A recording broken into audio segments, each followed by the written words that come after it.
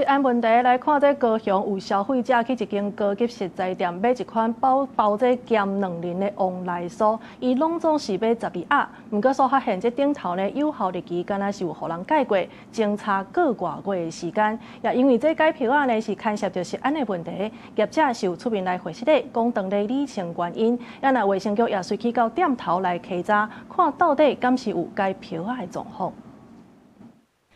金色的字印在包裝盒仔頂懸，看起來真大版。這款包鹹卵磷的旺來酥是高雄一間高級食材行的招牌伴手禮之一。初五有民眾去走行的分店買12盒，不過提轉去厝看詳細，才發現代誌無對同。盒仔頂懸的有效日期有2種，時間前差過偌過，而且邊仔閣有貼票仔的分者。民眾質疑店家敢若有改票仔，大問佇網絡雖引起討論，有民眾感覺做生意無老實，實在講唔通。就是不要買過期的嘛，你快像 7。他快即食品，他也會說，他快即食啊，他會打折，他會講什麼愛真實嘛？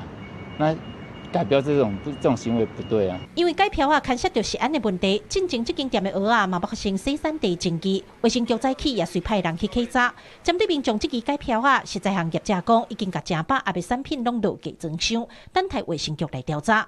這款產品全部攏是交給代工廠去做，店頭這邊完全無插手生產的規定，為什麼會出現保存日期無同的狀況？伊嘛等咧理清原因。我們沒有辦法改標，因為我們連那個鋼印的日期都沒有這個機器。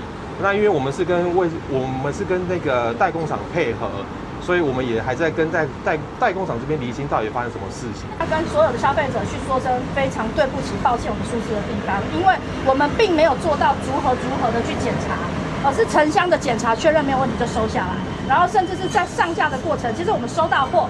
打開箱，我們其實就上架了。到底是改票啊，還是代工規定有出錯？佫需要等待衛生局的調查結果。業者講，這項旺來酥是逐禮拜攏會進貨，到底是倒一批產品出問題，會甲衛生局配合調查釐清。消費者若是對產品有疑慮，攏會當成保存商品，到時會當提來提前退貨。